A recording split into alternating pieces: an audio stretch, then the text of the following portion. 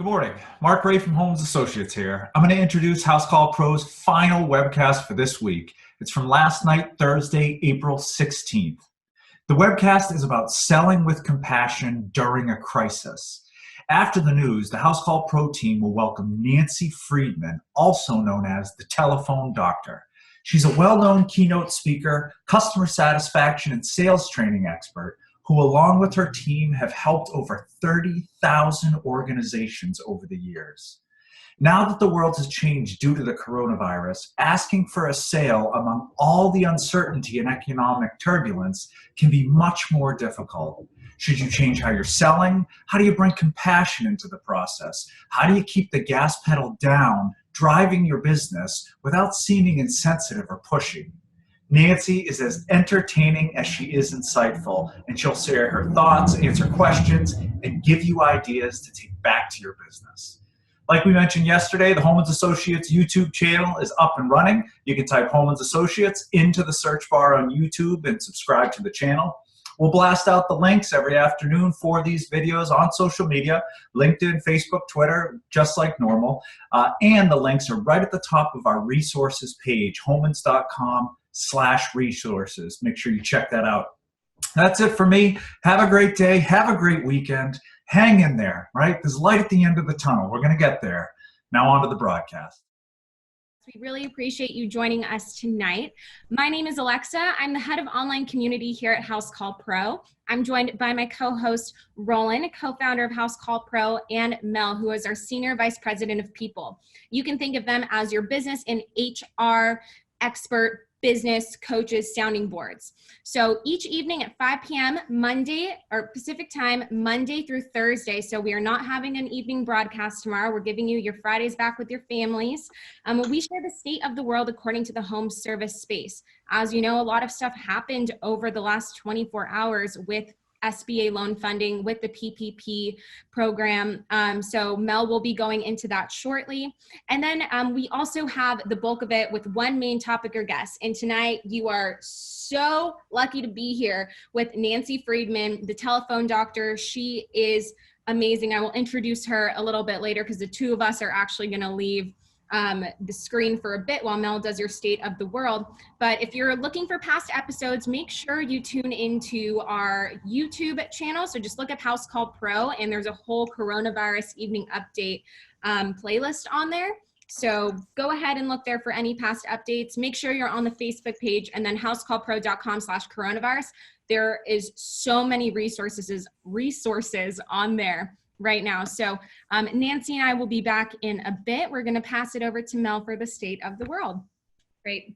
And good evening. Thanks everybody for joining us tonight. If it's your first time, welcome. And if you're coming back, thank you for your participation, your questions, your comments, all the chats. It really helps us provide you with the information that's going to be most helpful. I'm Melina Fairley, Senior Vice President at Housecall Pro. Call me Mel. And as Alexa said, we come to you live every day, Monday through Thursday. And we start with just a quick daily recap of what's going on in the news related to coronavirus, and to bring you some information, guests, advice, and a lot of sense of community to help during these unprecedented times. So I am not a reporter or a doctor. I'm a mom of four. My daughter Berlin is at the other end of my dining table right now doing a puzzle. I'm a homeowner. I'm a human resources professional with over 20 years experience. And I spent 15 of those years at the grocery store Trader Joe's, which is world renowned for customer experience. So as the head of recruitment and development there, we hired customer-centric crew members, let them be themselves at work every day, made the workplace fun. And so I know a thing or two about providing an exceptional customer experience. I'm really excited about tonight's topic. So with that said, here is your update for Thursday, April 16th, 2020. The Johns Hopkins dashboard, which we take a look at every night, is now at over 2.1 million global cases and over 140,000 deaths as of just about a half hour ago. Thanks for bringing that up. So you can also see then if you click into the US, we were over 640,000 a little bit ago. Where did we end up now? 667. So sometimes those numbers jump by a good amount in a short period of time. It's just as the reporting comes in, those numbers get updated in chunks. And we're at almost 33,000 deaths, which is really just an alarming number. In total at this point, 20 states have reported more than 5,000 cases, and 4 states reported more than 10,000 cases. So there you can see the distribution. Today, the World Health Organization published an update to their COVID-19 Strategic Preparedness and Response Plan. So we're seeing lots of these plans getting updated with how we can all look at going back to more of normal. So this document emphasizes that countries must eliminate or maintain low levels of community transmission in order to contain the pandemic, and that community transmission continue to necessitate exceptional measures to rapidly suppress it. But they are starting to find ways that we might be able to return to a little bit more sense of normal. In the Midwest, here at home, the governors of Michigan, Ohio, Wisconsin, Minnesota, Illinois, Indiana, and Kentucky announced today that they're going to work in close coordination, just like we saw the governors of 3 Western states and then governors of some Northeastern states. So states are starting to get together to coordinate how they might reopen their regional economies. At the White House, Trump told us that he spoke via teleconference with the governors of all 50 states earlier today to outline his plan for how he imagines they'll proceed with reopening and normalization. So he did say in the White House coronavirus task force briefing that he believes that many states could begin to reopen even before the federal guidelines for social distancing and mitigation expire on May 1st. In some areas, there are still really low numbers of cases or deaths. He also said that he told the governors that if, they would like to reopen before May 1st or after, that's going to be their, he won't lean on them about what to decide. He stated every state is very different. So that was been some back and forth about whose responsibility it was going to be to make those decisions. So it looks like that is coming back on the state governors. And then the news that I know I woke up to, and I'm sure many of you are watching very, very closely, the SBA loan. So this morning, the $349 billion emergency small business lending program officially tapped out. So the SBA officially ran out of money for the Paycheck Protection Program, according to a message that was posted on the administration's website. So the SBA sent a notice to banks last night, Wednesday night, making clear that funds for the program were on the verge of being exhausted. So this morning at 6:30 a.m. Eastern, $338 billion in loans had been approved of the $349 billion available per an official at the SBA. And then by 10 a.m. Eastern this morning, the agency posted a message on its website saying, quote, the SBA is currently unable to accept new applications for the Paycheck Protection Program based on available appropriations funding, which is certainly not the news we wanted to wake up to this morning. Yeah, obviously, for those of you guys that are watching this, early on weeks ago, we told you guys as soon as this comes out, apply, because there's a limited amount. And based upon the total amount of businesses that are in the United States, obviously it was going to run out. Now, there is some kind of good news. There are some online lenders that are starting to potentially also loan out their own money in similar terms, as well as on the state level. And then obviously the federal government now has the tools in place to start fueling some more cash into the program, but that's not official yet.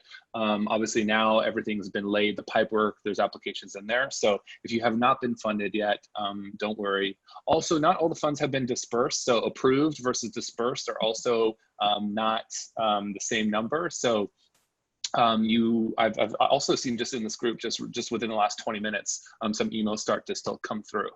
So just hang tight. Obviously, everything's on a first come, first served basis. So you want to make sure that, when we tell you guys here on the show to go after it, go get it and at least get in line. Yeah, Congress is expected to provide additional funding. I mean, that's what we keep hearing. It's just more of how and when. So there's some disagreement still as to how they'll move forward, whether or not there'll be funding for hospitals and, that weren't included in the original bill. So it's uncertain what the compromise will be, but I think all sides are hopeful that they will come to an agreement on more money for these small business loans.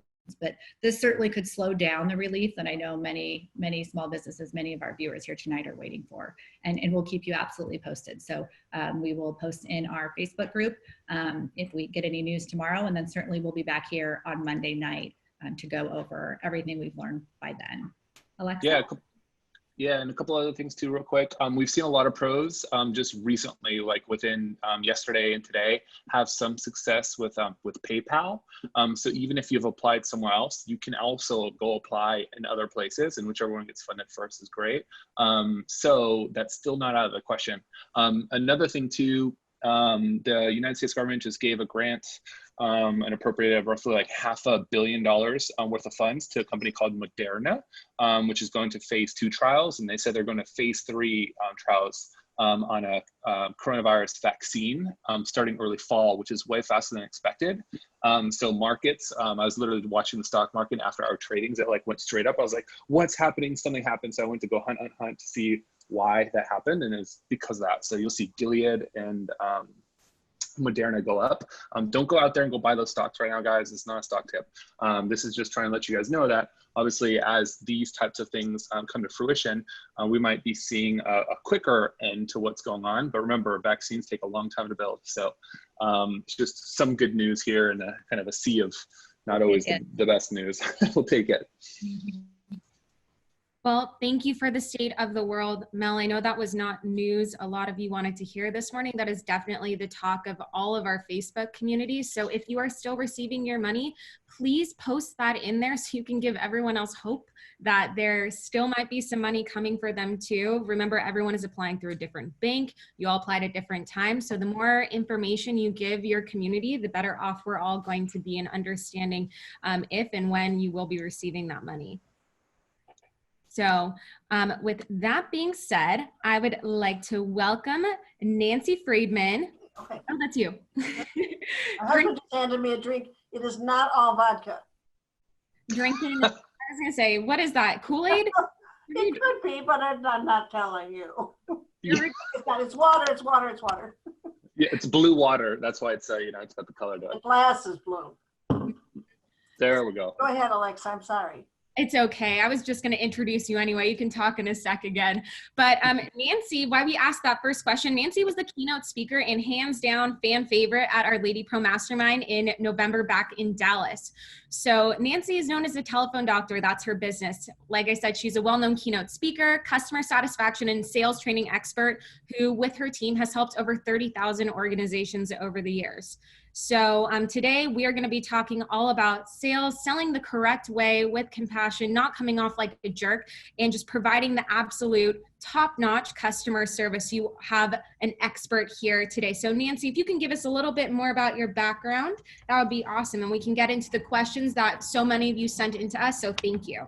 Well, and I appreciate that. First, I need to talk to Mel just for a moment. Huge Trader Joe. I was very interested to hear that you were with them. A huge Trader Joe fan.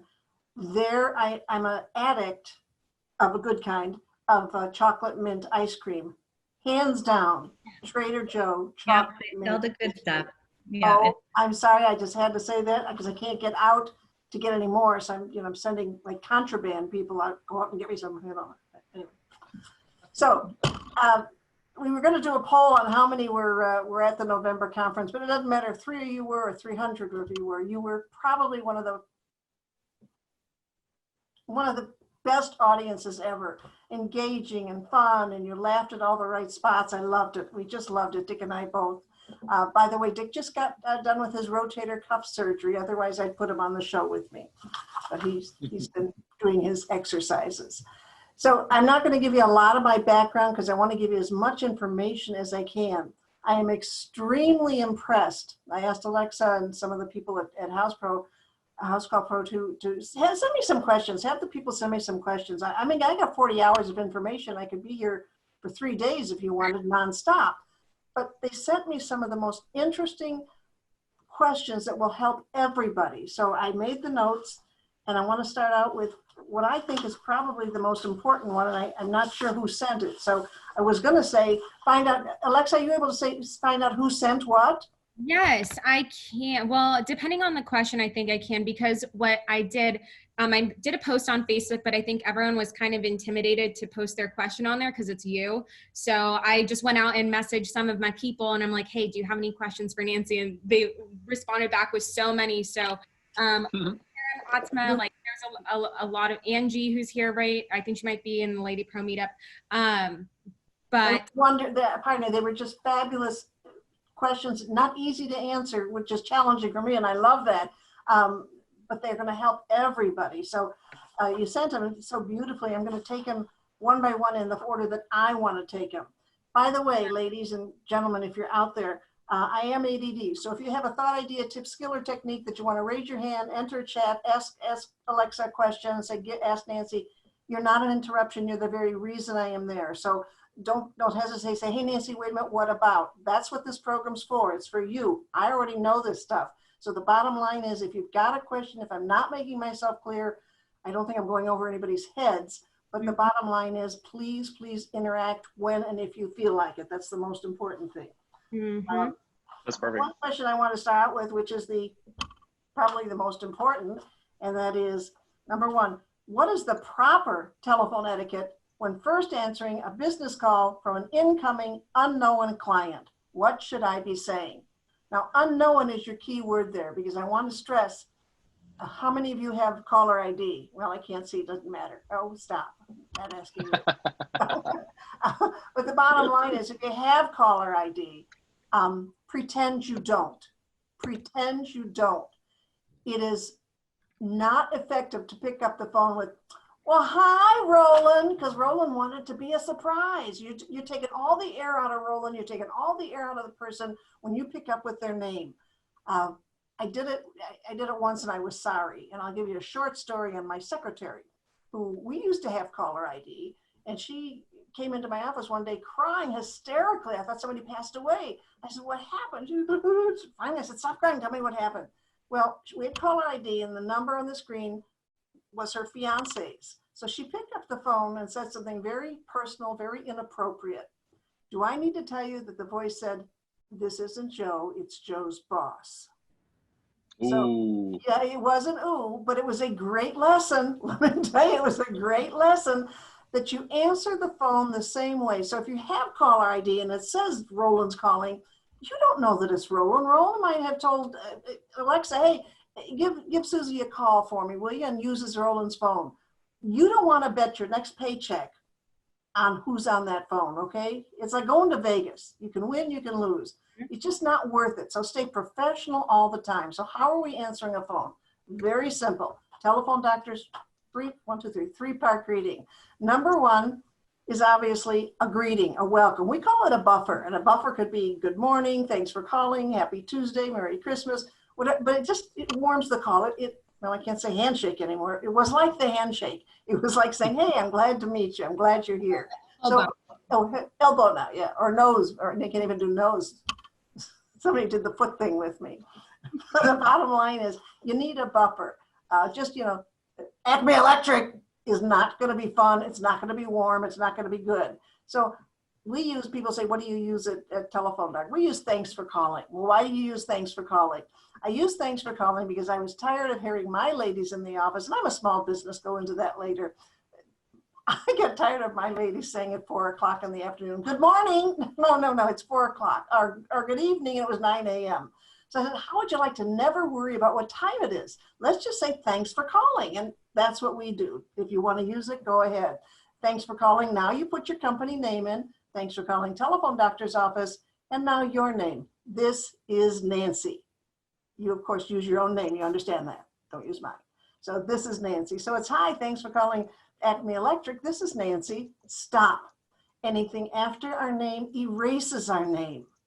And the caller needs to know who they're talking with. Plus, it does two very special things. Number one, and this is the most important, 8 out of 10 times, when you stop with your name, hi, thanks for calling Telephone Doctor, this is Nancy, the caller say, oh, hi, Nancy, this is Bob Smith. Now you got a name without asking. It's fabulous. And you must, at that point, write Bob Smith's, Mrs. Smith's name down. At that, just the first name, Bob, Susie, whatever it is. Because once you say, what was your name again?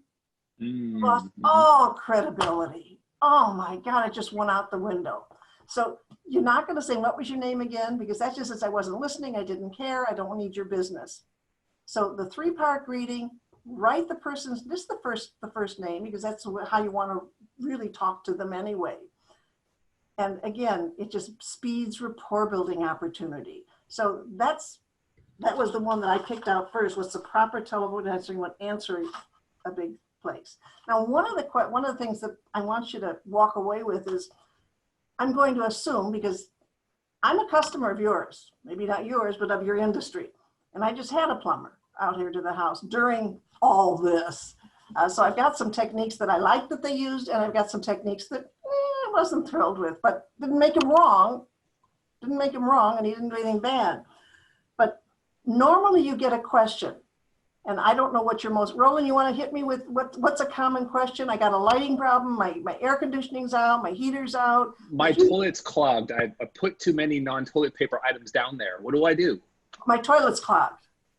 There you go. You want to use that one? How about, Okay. I was trying to make it very coronavirus-y. You know, Well, our plumbers are getting tons of calls because people are not. People are running out of toilet paper. I'm not mentioning COVID-19 during this whole show, okay? This is about customer service, sales, and selling. And I don't want to mention that dirty, I'm calling it a dirty 4-letter word. I just don't want to have any part with it. So our techniques are pre-COVID. It's the last time I'll say it one more time. During COVID, and then after COVID. So we're for all, and that's not a bad on you. It's just, we're going to get out of this. So let's talk like we are, bottom line. So I like that. Somebody says, okay, oh, my toilet's all clogged. The first words out of your mouth should be, and this you should write down, where you called the right place. End of sentence. That's my fave. And I don't give that to everybody, but I cannot tell you what that does to somebody. They don't have to spot check. They don't have to price check. They don't have to go through anything anymore. So that's your first words. I need help. My toilet's clogged. Well, you called the right place. The second thing is you must introduce yourself first. My name is Nancy, and I'm speaking with Roland. Well, Roland. Nice to meet you by phone. Okay, tell me what's going on. How many bathrooms do you have? And you go into your needs assessment. But you've got to make them feel like they've made a friend. That first impression, that rapport building all starts with letting them know they've got the right place. So anybody feel uncomfortable, don't like that technique, I can only tell you it's probably we've got 4,000 little techniques. And I thought Dick and I talked, I said, which one should I give them? There's so many. He says, give them your best. They were very good to you. You were so wonderful to us. You're getting some of the best here. So yeah, you called the right place. I love that. And then immediately, my name is Nancy, and I'm speaking with Mrs. Jones. Well, hi, Mrs. Jones. Okay, we will get this fixed. Tell me a little more. And then I don't know your qualifying questions. I mean, I can only imagine what they are. The other thing that I want to bring up, Roland, did you have a question? You may talk, sir. No, I said I like that, and I'm taking notes and then sharing it in chat with everybody here, line for line. Okay, good. We like that. I don't mean to waste your, okay, well, now they're all over the place, but I wanted to start with, okay, what are some tips? Oh, wait a minute. Here, I can read those ones to you. I've got them in big print. You don't have them in big print for me. I can tell them to you. Oh, I got them. Go Okay. ahead. All right, throw me a question. That's good. Throw me, we'll team build here. Throw me a question. Here's Armin. Here's what Armin said. Armin said, I just want to know how much it costs to fix my leak before I give you my info. How do you disarm that? What's the next step if someone says that? That was one of them on here. Okay. Where you called the right place covers everything. It disarms them easily. Yeah. How much does it charge to cost them? Well, you called the right place. My name is Nancy, and I'm speaking with Bob Smith. They're not expecting that. They're not expecting you to be warm and friendly. They're expecting you to say, well, I need to know more information before I'm going to give you a price. What's the big deal? It costs to fix a toilet. They probably spot checked you online anyway. So they got some idea how, I don't know the big secret about that. I just don't understand it. I'm not in your industry and I'm not making excuses. You probably could teach me a lot. But I know people, and I know that people don't like to be questioned in order to get a price. That helps. Good tip. Okay. Good tip. All right. So Alexa, have you got a question you want to read me? Yes. So, and hopefully they don't go too out of order. If you don't want to answer at that time and you want to wait till later, just go next and I'll next it. So, here's this. What are the 5, and I know you don't want to talk about the C word during this, but what are the 5 things every single person interacting with a prospective client should say or communicate during this time? That was very good. And I'm changing it just a little bit. Okay. Years ago, I learned that giving people 5 things to remember is difficult. Or you can write them down, but they still are too many things. So I changed it to 3, not because I don't want to give you 5, because I got 105, okay? But I want to give you the top 3 and 5 things to say, or 3 things. I said 3 are easy, 3 is a good number. They're not always overwhelming. Here's the things you should say. And the first one I already gave you. You called the right place. Thank you. You called the right place. The other thing is if it's a new client and they say it's Mary Smith, or they, well, so nice to meet you by phone. That's got to be, that's what you do in person. How do you do? Nice to meet you. I'm glad you're here. So I want to say pretend. I don't like that word. Glad you called. Oops, I made a mistake here, but I'll get back to it. Let me get the not so, because the not so are a little stronger than and I can go back to that. So what we don't want to say, and I am, for lack of a better word, adamant about this, I call them my dirty words. Don't be asking anybody how they are. Hi, how are you? Hi, how are you? Fine, how are you? What just happened? Nothing. Nothing. Nothing happened. Do you like nothing? I don't like nothing. So, hi, how are you is not necessary at any point in your lives. You can say, I hope you're doing well. You can say other things. But hi, how are you is you pass somebody in the mall and you say, hi, how are you? Fine, how are you? You don't even stop to hear how they are. And then God forbid somebody really wants to tell you, A, do you want to hear it? And B, do you have time? So the thing's not to say is, hi, how are you? Really good point for number 2. Let's say you're lucky enough to be filled up for next week. Nobody wants to hear that. Hey, we're swamped. You know, everybody's toilet's plugged. Everybody's got a leak. We are just swamped. We're so busy. I wish I knew y'all better to say what I really think of that line, but I think you know. Yes. So the bottom line is, don't be saying we're so busy. I mean, you will find time to get somebody there. Worst case scenario, you'll get them somebody else to go for you. If you are blessed with having every hour sold in 5 days or 7 days a week, if you really are sold out, you will find a personal friend, somebody else, a competitor, worst case scenario. Hey, if you need somebody today, let me see if I can move somebody. Otherwise, I do have somebody in mind. You always want to have a plan B if you can in your back pocket. Makes people feel very, very good. They respect you for not just turning them down. Hey, we're swamped. Do you know what we're going through right now? Do they care? They don't care. They got their own problems. So don't be saying we're swamped, we're so busy. And my note here says, no negative talk. Don't be talking about the C word. Hey, you know, this COVID-19 is driving me crazy. It's driving everybody crazy. I don't even watch the TV anymore about it. It's just too much. We know what we're going through. You can watch 5 minutes in the morning, 5 minutes in the afternoon. No negativity from your mouth. No negativity from my lady pros at all, ever. No complaining or blaming. That's the way we live. And I like to share those with you because I know they're human good techniques. The other things not to say are what we call weak, wimpy words. And so www, not World Wide Web, but right? weak, wimpy words. Right, All right. right. And you know, if I had I was going to bring my little white flip chart, but then I'd have to be writing backwards and showing it to you. So there's several of them that come to my mind. But if you've got them, let me hear what your weak, wimpy words is. My personal dislike of a weak, wimpy word. What if they bring up this? If they bring up the C word, we'll talk about that in a moment. Alexa, let me answer that in a moment. Yeah.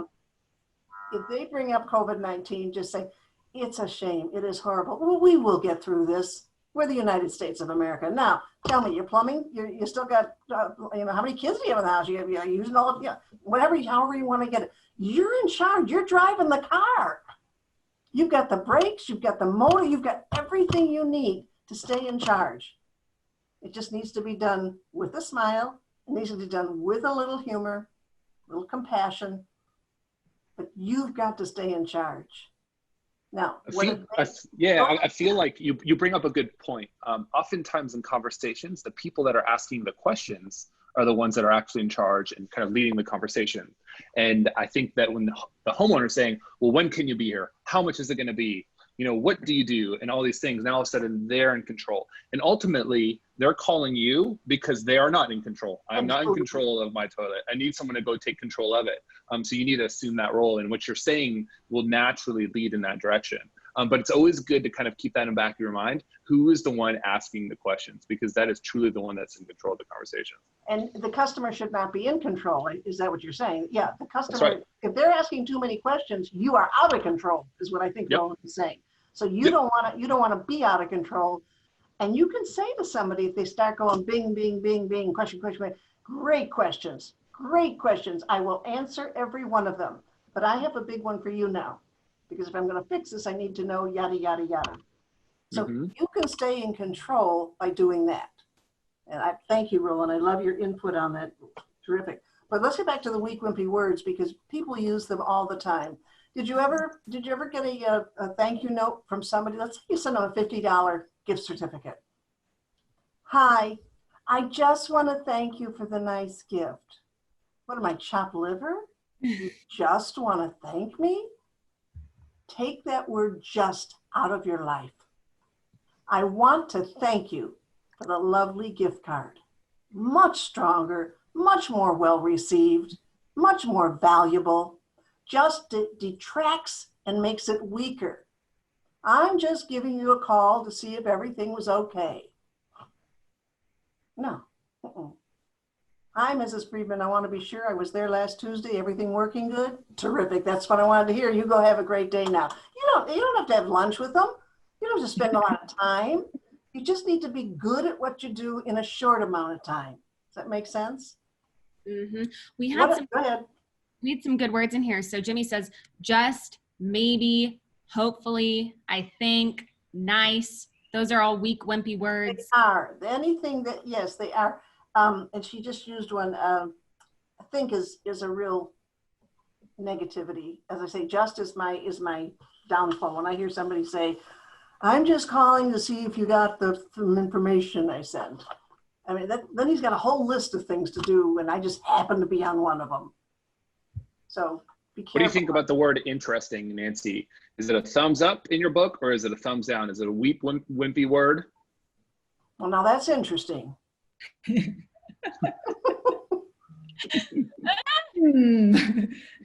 me think about that. Interesting alone probably is wimpy, but interesting point, Roland. Very good, interesting point. Making it a sentence strengthens it. So add context if you use the word interesting. Yeah, one word answers are thought of as rude and cold from our surveys. I didn't make that up. One word, oh, interesting. Who gives a damn? Big deal. You know, that's what it feels like to the person. Interesting. Okay, so you're done. Now what else? So if you can make it a sentence, that is a very interesting and valuable point, Roland. I will take it under consideration. I will tell a true story. The ladies will appreciate that. We had my daughter and I had to go to a pedicure together. And we were talking just sort of about this kind of type of conversation. And she says, my husband always has an idea that I don't like, that I don't want to deal with. And so I just, my go-to statement to my husband when he brings something up and I have no value for it is, I'll take that under consideration. And it satisfies him.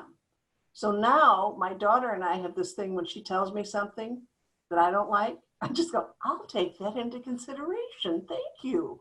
So not on Roland when he asks me something, I'll take that under consideration, Roland. Thank you. Yeah, exactly. But now he knows you're full of SH. And but anyway, so no complaining. All right. Now, when they start asking you questions, those are buying signs. Understand that every question is a buying sign. How much is it going to cost to have a toilet repaired? It's a buying sign. Well, you called the right place. And you've all been to the doctor. And when you go to the doctor, he says, what seems to be wrong? Well, I've had this headache. Well, when did it start? About 2 months ago. And how did you happen to first notice? He's got a litany of questions. He doesn't say, here, take this. You're the doctor for the AV, for the heating and air conditioning and plumbing and electric. You're the doctor. And you got to ask the questions. So as soon as they start asking all the questions, I will answer every one of your questions, Mr. Smith, I promise you. But pretend I'm the doctor for your air conditioner, or pretend I'm the doctor for your plumbing. I need to get a few things out of the way. Now, one of the things that when I called the plumber and I said, I don't know how to describe what's happening in the toilet. I don't know what you call it. And he said, can you take a picture of it? Brilliant.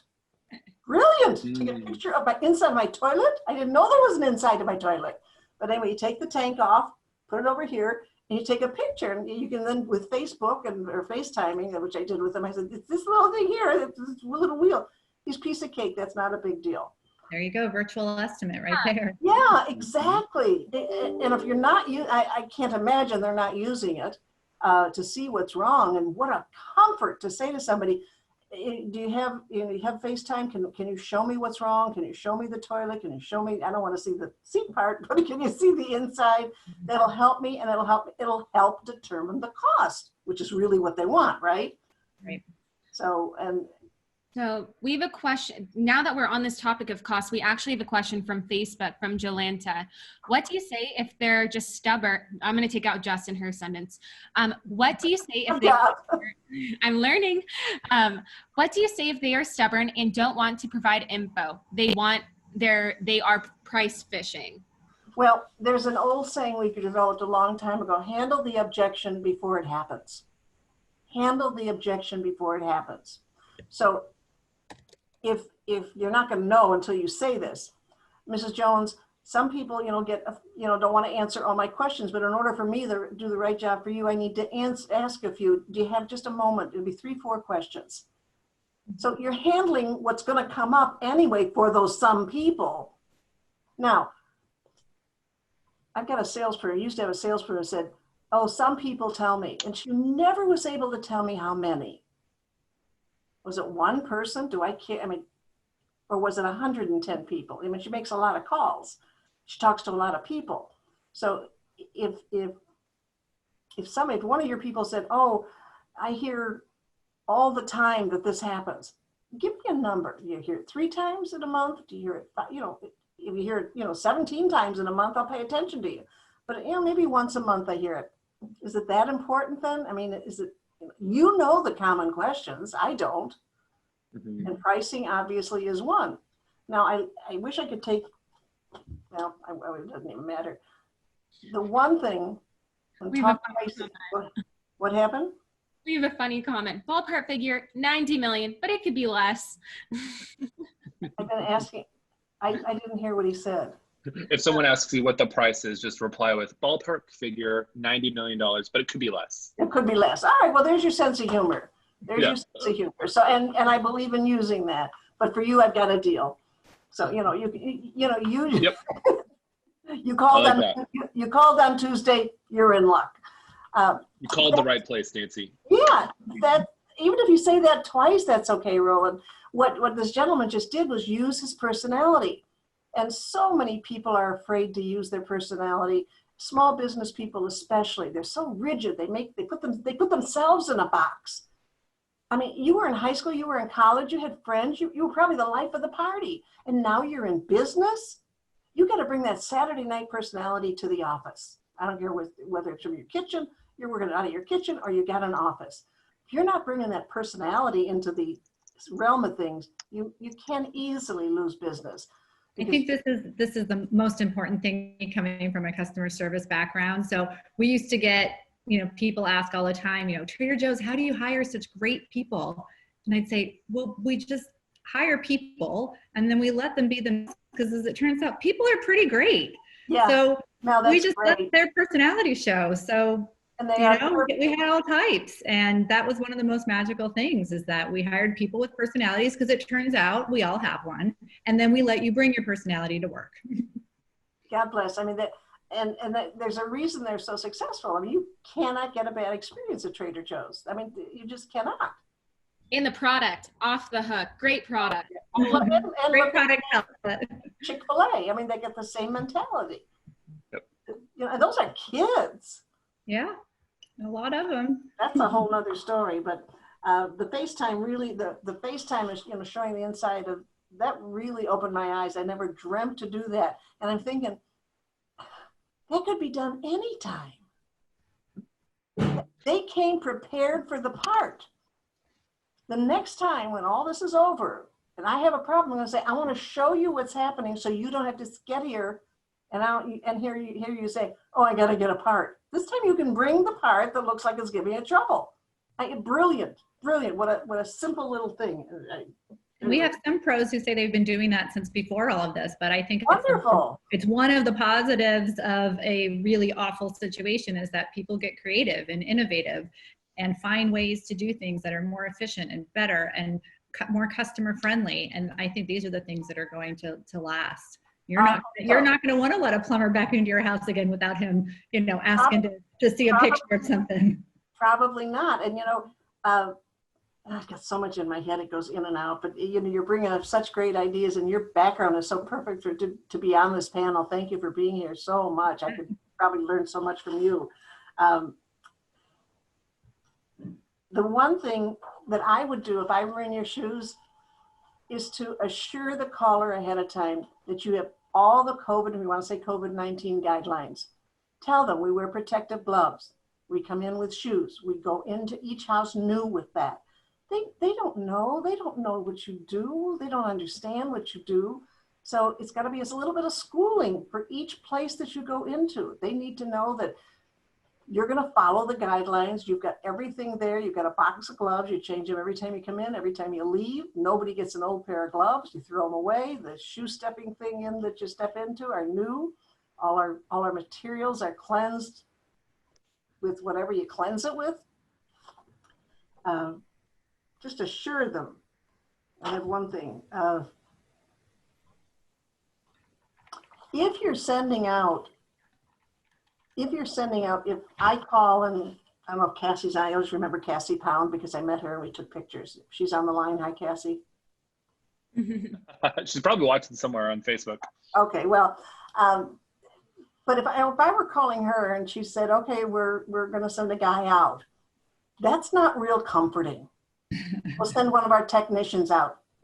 Better, but not real comforting. I'm going to send you Bill Miller, M-I-L-L-E-R. He'll have identification with him, and you'll know him and recognize him because he has our logo. So I want you to feel comfortable that when you open the door, you look through the little window, you know his name ahead of time. You feel better, Mrs. Friedman? Yes, thank you very much. Ask for confirmation of things you've said. Mm-hmm. Doing okay, Mrs. Friedman? Anything, quick question you want to ask? Not do you have any questions for me? They're not ready for that yet. Mm. They're just not ready. They don't know what to ask. There is a question though, and I wrote it down here and I want to make sure I say it right. I would tell them we got an awful lot of happy clients. We've been in business, I don't care, 4 years, whatever you've been in, longevity speaks volumes. Longevity speaks volumes, and some of us are new. So, well, we've been in business 4 days, so we're pretty good. No, you don't want to say that, but you can say we're pretty new. We've not been in businesses for a long time. However, we are very good at what we do, and we're building our client list. You need to have a little, for lack of a better word, I don't want it to be a script because I want it to come from the heart, not a book on a piece of paper. But you all can do it. You can sit down and lordy, you got time. You can sit down this weekend and just write a line or two. You don't need a thesis. You don't need a sequel to Gone with the Wind. Yeah, we have happy clients, and I want you to be one of them. Now, you can say, think about some questions you want to ask me. You probably want to ask me, do we wear gloves? Yes, we wear gloves. We wear boots. Or shoes, boots, and tell them make a list of the things you do that are good, that they're not going to be afraid of. And you might say, what requirements do you have for our people that are coming into your house? Anything special? I'm writing that down. Yeah, good. Because I don't, well, they may have their own special things. That they, yeah, they can't smoke or whatever it is, they don't want you to do it. Getting information is critical from who you're talking to. It's how you get the information. It's building that rapport. And I will tell you, and not everybody can do this, so I don't mean that the people that can are special, but it's in their DNA. And that's once you get somebody laughing with you, you're in pretty good stead. You're in pretty good shape, because laughter brings trust, and trust is what we all need.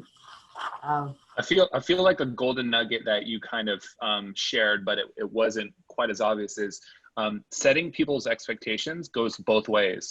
So bringing that up for, hey, here's what to expect from us. Is there anything that I need to expect from you guys? Is there a crazy dog in the house that I shouldn't be letting out? You know, is there children running amok? You know, is there a special thing in your driveway that you don't want me to drive over? Is it okay if I park in your driveway? You know, some of these kind of expectation settings, it goes both ways. And then reiterating that afterwards is a really good way to affirm that they understand what's going on, that you understand what they want. We see that works great. Let me ask you a question, Roland. I love that so much. What would you think if you prepare, I don't know if you or I don't know who does this, prepared a checklist for your members, for your people? Because you can write anything you want down now. They're not going to remember it. And then it goes in the bottom right-hand drawer. We all know how that happens. Yep. Yeah, so oftentimes with our software, you can send like an email or a text before you even come out. And, you know, we've seen our pros use this, for example, when there's a lot of snow out and these are carpet cleaners and you get the truck close by. So they say, hey, before we come, can you please make sure you've, you know, moved any furniture you want us to clean underneath, plowed the driveway, or at least shoveled the driveway so we can get the truck up close. Make sure that your house is set to this temperature because we can't have the lines freeze. We have waters running, you know, and these are things where you're outlining some things that you want the homeowner to do for you when you're going to come out there to provide them with the best service. And you can automate a lot of those things, specifically as it comes to checklists. I apologize. I'm not as versed as I should be on your app, but if that can be an app that you can send to the customer, wow, that's a real wow for your app. Congratulations. Why is everything, you know, my husband says, Nancy, I'm ADD, in case you didn't know, and he says, you've got like 16 screens, movie screens in your head. And some of them, sometimes all 16 are going at once because he can't keep up with what I'm talking about sometimes. That's okay. He's a good person. Story of my life too, so don't worry, you're not alone. Okay, no, I'm not. I just wanted to make sure we got here because we got, okay. Let's talk about buyer's remorse. There was a good question here. How can we ease the fears of customers that are backing out of work or deciding to cancel? Lately, we've noticed a trend of cancellations relating to the customer having estimate approval regret. Buyer's remorse. Again, that's all handling the objection before it happens. Now, there's something else in. Are you all familiar with what we call Plan A, Plan B? Every business has it. Every business has a Plan A, Plan B. They may not know it, but when they don't like something, we got to go to Plan B. So if the estimate's too high, well, we can make it lower. How do you make it lower? Which of these items are not as critical right now that we can remove and do it another time? That's a good line. That one especially too, because you're letting them control the price. So if there's a price objection, remove price as an objection. So say, Nancy, what are you looking to do, or what's in your budget? And then, hey, based upon your budget, you just told me we can do all of these 2 things. You know, we can't do all 5 things. If you really want, we can still do the 5, but I recommend at least the 2. And that way, you know, they feel like, oh, okay, well, I can't say no now because they're doing it for the price that I want. Right, yeah. Remove the objection. And then you're good. This is all ongoing training and ongoing information. This is a Band-Aid what we're doing now. And that's why I hope at the end we can talk about the service skills, because the ongoing information of anything that comes through this pipeline for you, for whatever topic it is special. I had an electrician come and give me a very high quote. But I was desperate and I didn't understand electricity. So I said, yeah, let's go ahead with it. And a friend of mine was here while he was giving the estimate, and I showed it to him after he left. He said, get a second estimate. This is ridiculous. Really? Yeah. This should be half this price. Really? I don't think people would take advantage of me. I don't know if he did or not. He might have been a gold-plated electrician. I don't know. I trusted him. I liked him. But I got another quote. I mean, it was like this for the same things. So I didn't have buyer's remorse, but I'm wondering to myself, if my friend hadn't been here and heard, or I hadn't shown him the quote, thankfully I didn't sign anything. I don't want to get too much into that. There is a good question here. Oh, how do I manage customers that want a cash discount when we're already fairly priced? Here's another great line. You're going to like this, Roland. When you've given them a great price and you're at a point where if you go any lower, you're going to lose money. It isn't worth it, is it? I mean, we got to make something. That's why we're in business. Yep. It's a great line, and it happens in every business. It doesn't matter what you're selling. It happens in our business. We sell online training. So we've come up with an answer that works more times than it doesn't. They want a cash discount or they want a lower price. Mr. Smith, I wish we could. I wish we could. If there were any way I could bring this to a more fair price, you know I would. I've hit rock bottom. I've hit rock bottom, yeah. They ask it because there are weak salespeople in the world that will get down to any price to get the order. And it ruins it for the good guys. It ruins it for the quality. And that's a whole, I don't know that we have time to get into how I want you to stress that, yes, you can probably get it cheaper. Of course you can.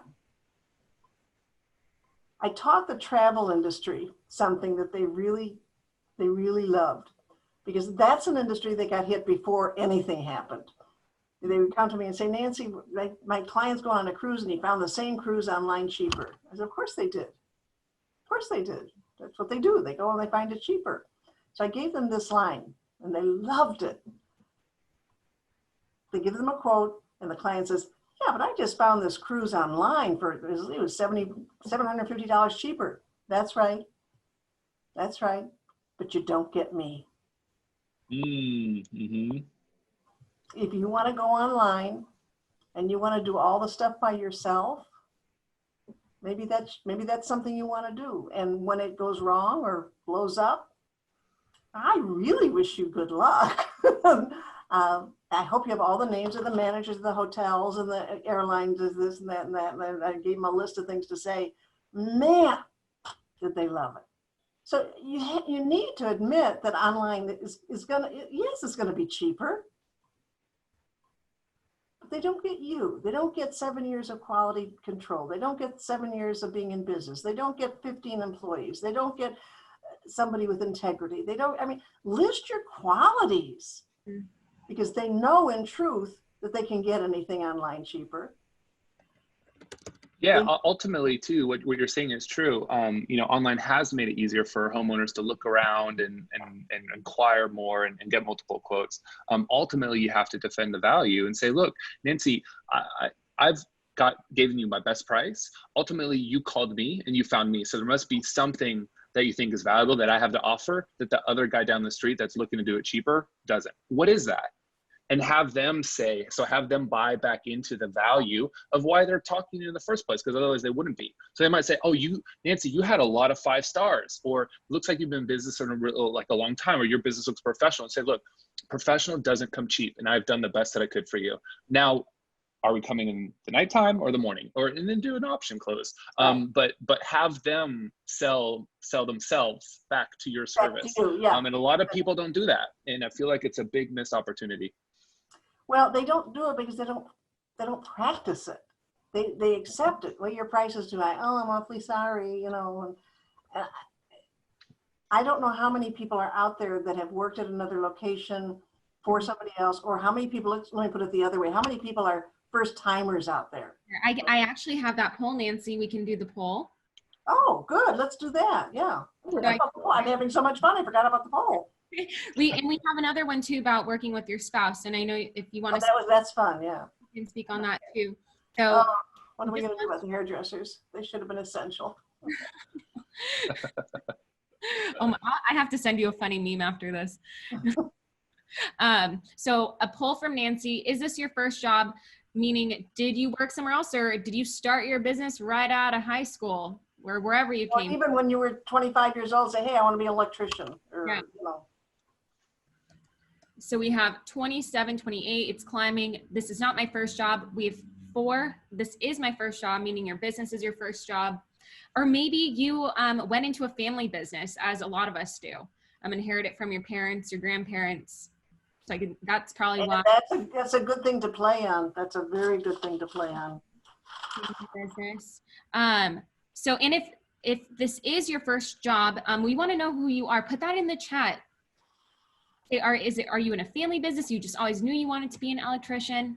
And if it's not your first job, put what your first job was in the chat. All good. All right. So we'll take a little breather here, wait for you guys to answer. So answer the poll. So we have cutting lawns from Bill Roberts.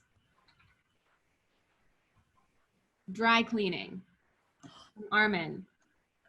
Auto tech from Ken. I wonder, let's see on Facebook. I missed the question. The question is your current business or your current job your first job, or did you have another job before this? Wow, we have dishwasher, surf instructor. My first job was career counselor, unemployment. Somebody had a good answer to, and I apologize for interrupting, but they said they showed the before and after pictures. And I'm going, was that remodeling, Roland? Would that be remodeling, or would that be? Yeah, it could be any. It could be carpet cleaning. Could be, you're showing the dirty carpet and the clean carpet. Could be anything. Could be painters. Before it's been all sanded down and after the paint's on there. Visuals are very attractive, and that was a good point. Mm-hmm. Devin Thompson on Facebook. I'm a licensed dental assistant. My husband brought me into the trade. Wow, that's a switch. It's a huge switch. Huge switch. Okay, well that's good. Tour guide in Costa Rica. That sounds fun. Probably doesn't pay as well as your current business though. Wow, lots of stuff on here. William had an interesting one. We can't read William's out loud, so. License that tag. Brought me in. Back to you, Nancy. Well, only because, and I don't know how much time you have. I got about 5 to 7, 10 minutes. But there's one here that is critically important, and I did want to cover it. Honestly, that's in front of my face. Take that down. Sorry. I'm teasing. They can't see me. Maybe that's better. I just moved mine off to the side, Nancy, so I can see you. It's covering the chat now. I didn't know I could do that. Oh. Yeah, I accidentally shared the. Oh, look at that! I did it too. I just learned how to do that. Okay, thank you. What I love this one, and I don't want to not do it. What are some tips for calling customers back to follow up on an estimate? All right. So number 1, when you hand them the estimate or when you send them the estimate, you tell them when you're going to call them back. Next week is not a time. I will call you Thursday. Which do you prefer, morning or afternoon, to go over any questions you have? Because they will have questions. Don't say, do you have any questions? They're going to have questions. And if your quote estimate is a confusing one, which I had, my suggestion is, Mrs. Friedman, this is a confusing piece of paper. May I come over, or can we do this on phone, or can we do this on Facebook, or however, and I can explain it to you line item by line item so that we both understand what we're talking about. It was just, anyway, that would help. But how do you call somebody back? You tell them when you're going to call them back. Example, when somebody calls me for a program, And we talk and talk and talk, and the guy says to me, okay, I'll call you back next week. I take that away from them right away. Mr. Jones, you got so much on your plate. You're the customer. It's my job to call you. I'll call you next Wednesday. Is that good for you? Yeah, Wednesday will be good. Morning or afternoon? Morning's good. Okay, so Wednesday, that'll be the 22nd of April, 10 o'clock.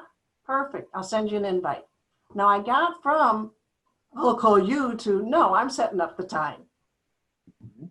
But I tell you, from a homeowner's perspective too, I mean, sometimes we need a deadline to make the decision. You know, it gives us like, hey, if I'm committed to getting another estimate, now I've got a time frame that I've got to do that in. So my husband and I had some work quoted here when we first moved into this property that we never ended up doing because the follow-up from all 3 bids was so terrible. And we had made the decision. We were just waiting to see who was going to call us back first. And it just wasn't there. Those were different times. No, that was the boom. But, you know, if one of them had said like, hey, I'm calling you on, you know, a week from today, that, you know, will that be enough time? Great. Okay. Wednesday morning, night, they would have had the business. Someone would have. I don't understand that one of the biggest complaints I hear from users or clients is, the guy never called me back. Sends me a quote, never calls me back. Does not compute. Whose fault is that? Why are you going out of business? Why is business slow? Because you're not making those calls back. Okay, so how do you make a call back? You tell them when you're going to call. That's number one. You make an appointment. And you follow up either with an appointment or email saying, look forward to talking with you Wednesday, April, and never say Wednesday without adding the date, marry them.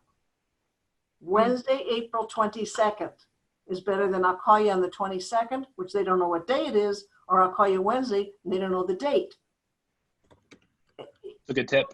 I feel like I overlooked that one too. I just sent out an invite, but yeah, saying the day and the actual time plus the date. Yeah. And I don't know if they're all on there, but we have a YouTube channel with just 30, 45, 1-minute little tips like that. You got to marry those two things. I think it happened on one of the, not to spoil anything here, on one of the promotions that says our program tomorrow, meaning this one. And it wasn't tomorrow, it was Thursday. Mm-hmm. Tomorrow, Thursday, April 16th. See, I'm learning too. That's what it should have said, yeah. And somebody changed it after I said, you know, what's tomorrow? What tomorrow? And I don't know if y'all read the thing on what we're going through right now. And so you have whole new weekdays. This day, that day, someday, maybe day. Today. Who cares? Who cares? All right. So, but bottom line, I want to get back to where they just have that. Oh, so now I think you dial the number or you punch the phone in and you get the phone. And Roland answers the phone. Roland, hi. Did I catch you at a bad time? This is Nancy Friedman. With Nancy. No, go ahead, Nancy. What's going on? Well, you go. Thank you for taking the time to talk. You cannot make a phone call without asking for time to talk. My mother lived with me for 20 years. And when I would call the house and she answered the phone, I said, hi, Mom, it's Nancy. Do you have a quick moment? We are always an interruption when we make a phone call. We're always, nobody's sitting there saying, please, God, well, the electrician calling, you know, waiting for the call. So we're always an interruption. So without asking, did I catch you at a bad time? Do you have a moment to talk? Full identification. Don't make somebody guess who is this. When you're calling back, be as considerate as you were before and don't miss your deadlines. If you say, you know, I'm going to call you Wednesday the 22nd, be there. Be there. Missing deadlines is not keeping your promise. How can they trust you to do the work if you're not going to make a phone call on time? Yeah, and I would say the other thing that you have to remember to do is if they say no, then say, when is a good time, and go get the next date and time when it is good for them. So don't just say, okay, I'll call you back later.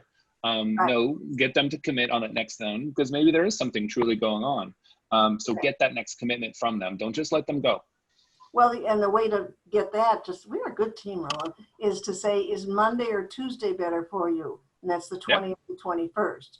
So give them two options right away.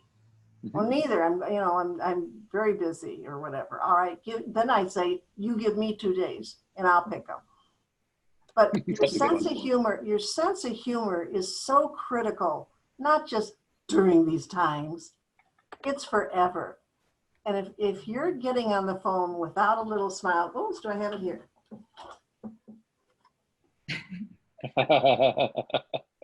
I feel like me, Alexa, and Mel need to get one of those things for each of our mouths and just like hold them up. My cheeks are always tired at the end of this. We're always, But I'll send you, or I'll send so the much. three of you a bunch of these. You can have them around the office. I used to sell them, but I just give them away at my programs. Pardon? Now this is where your eyes have to smile. Nice. Because you could be going, bitch. It looks like I'm smiling, isn't it? Okay.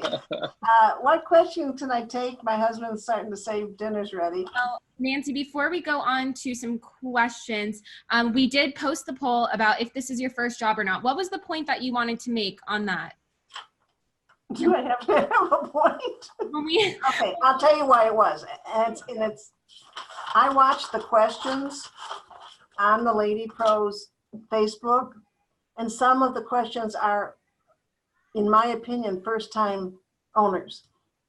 I've never been an owner before. I don't know what to do. And I'm thinking, do you not have a lawyer? Do you not have a confidant? I know that's a wonderful place to throw ideas around, but some of the questions are, for lack of a better word, is it private or should be discussed with a partner? Or, and I don't remember which ones. I just was curious as to if you've got 80% of people that say this is the first time I've ever been an electrician and I just went into it, or am I making sense? Yep. I was, and a lot of the groups too, we have people that might have been actually like a service technician or worked in the trades underneath someone else, and then they said, hey, you know what, I can actually go build a business. Boom. And then they kind of go on from that. And so a lot of the things they're not necessarily even understanding right. from how do I build a business, or is this legal, is this not, how do you deal with this, because it's really their first time. And then you have the people that they've been running the business now for quite a while, so it's definitely not the first time for them. So it's interesting to see what that mix is, which makes it a really good question. Your comments are always great. I mean, the women, I haven't too much of the men, but the ladies have just always, they help each other. They're great for each other. But unless you're really skilled or knowledgeable, all you're giving are thoughts and opinions, which, like you said, could be illegal or bad information.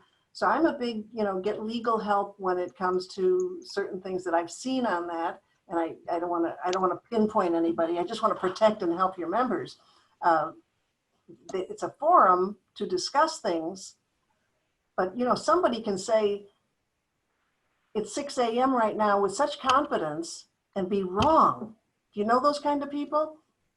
That Yep. are so sure, and we believe them because they're saying it with confidence, but they're wrong. I feel like that's Roland. Yeah, that's me. Usually everything I say is with confidence. Most oftentimes I'm wrong, but people believe me. That. Alexa, definitely. Well, one thing that I recommend is reaching out and just asking for help and finding mentors. You'd be so surprised how someone who's ahead of you in life and career is willing to help you out. I get requests through LinkedIn from people starting out in human resources field, and I'm happy to spend a few minutes and to answer questions or to give them reliable resources, because some of these questions, the answers are out there. You just have to know which source is reliable. So not being afraid in the home services profession to reach out to people and businesses that you admire and say, can I buy you a cup of coffee? Or can these days, can we FaceTime? I'll send over some bagels for your team. I love the word you use, reliable. That's such a critical word. My son-in-law happens to be an attorney, and I'll bring him some information, and he always says, how reliable is it? Not my next door neighbor. I mean, I like him. Big Yeah, deal. and I do love the online safe spaces where you can bounce things off, you can be opinionated, but then you do need to have your go-to sources of reliable information that you can trust. I would think so. I was lucky. I don't know if we did the spouse thing yet, but I worked with my husband for 40 some odd years.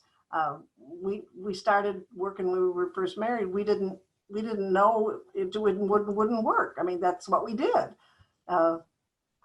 And it's worked with four simple startups. We've had 4 successful startups, all small business, all made money, all made us happy. Kids went to college, you know, we didn't have a lot of furs and diamonds, but everything was, you know, going in the right direction. So blessed we are, blessed we are. And anything I can share to help you, and Mel, if I can help, not that I can help you. I'm always amazed at my HR friends, because years ago, I thought HR just put their feet on the desk and hired and fired people.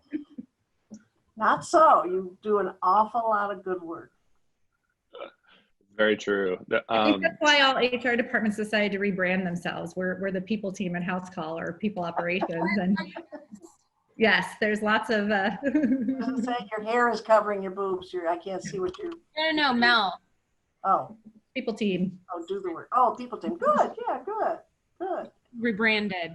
Yeah. Well, you have been very exceptional to let me share and talk, and I'm glad you like the techniques. And I didn't get to see all the comments down there, but people can email me direct, Nancy@telephonedoctor.com, if they want to. If they want to go through Alexa, I'm fine with that.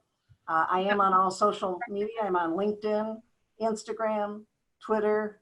God, I sound like I know what I'm doing. What's the other one I left off? LinkedIn, Facebook. Yeah. Snapchat. Not doing Snapchat. Oh, yeah, I wasn't supposed to share that. No, you can. I don't I'll think post stick out of my your head. YouTube channel here in the chat about Pardon? that. So there. Oh, Yeah, I just posted your YouTube channel. and you'll see Nancy sometimes in our Facebook groups too, commenting on things, being like, "Hey guys," when commenting with the telephone emojis. That's how you know it's her. With the- Thank you. I do want to share our soft skills U. I should write that out so they can see that. Whoops, I need a pen that works. I could talk dirty. Nothing's working here. Oh, here it is. I have it. Okay. SOFT skills. I mean,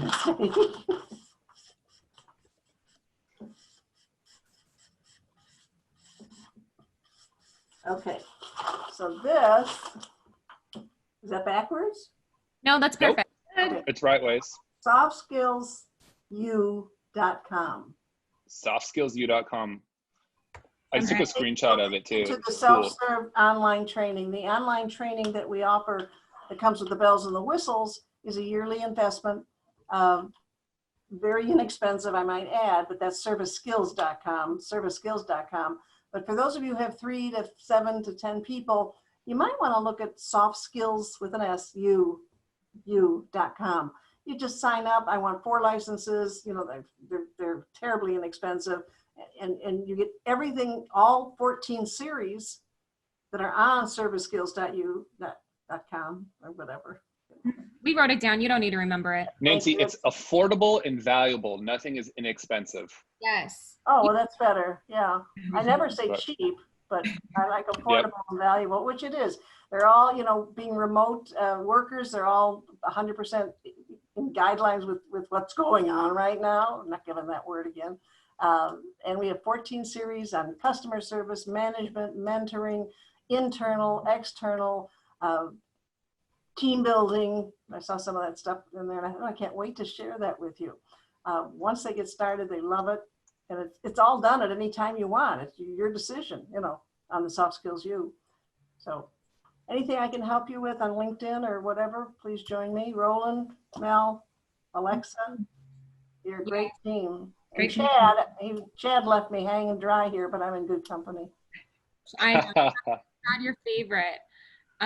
Let's see if you have time, Nancy. I know that you have to get going in dinner. How about one question? There's one on here. Dwayne asked it, and I thought it was really good. One question: what would you word what we can expect before we arrive for your pre-arrival, or is there a kinder way to say that? What can we expect before we arrive? Is there a better way to say that? I'm not quite understanding the question. I think Roland's my communicator here. I think Yeah, so in this case, in this case, this is the technician or the person on the phone is asking the homeowner, how can I say, you know, we expect these things to be done before we show up. So he's saying that kind of comes across as like a little harsh. So how can you soften that up and still add value? So that we can help you. It's all about them, remember, not what I need. It's all about them. So that we can help you get a better results. A few things you can help us with. That's a good one. Yep. Always make it about them, not about you.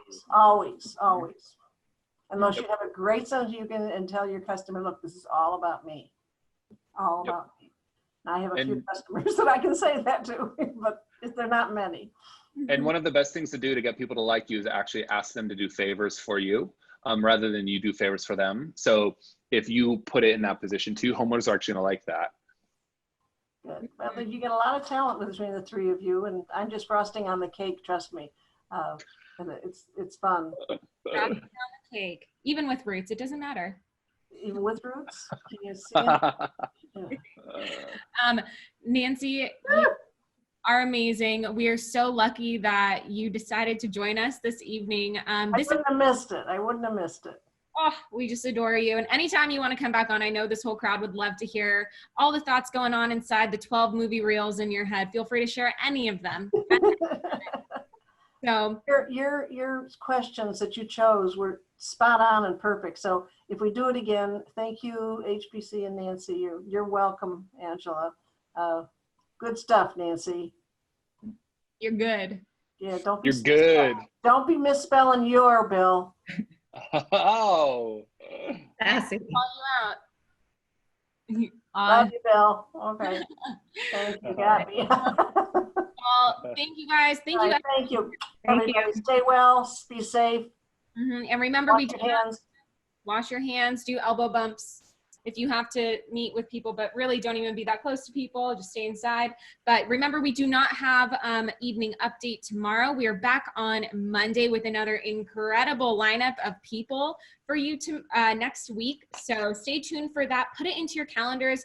How you can be helpful to us if you find this valuable is share it with your friends. Invite people to the Facebook group.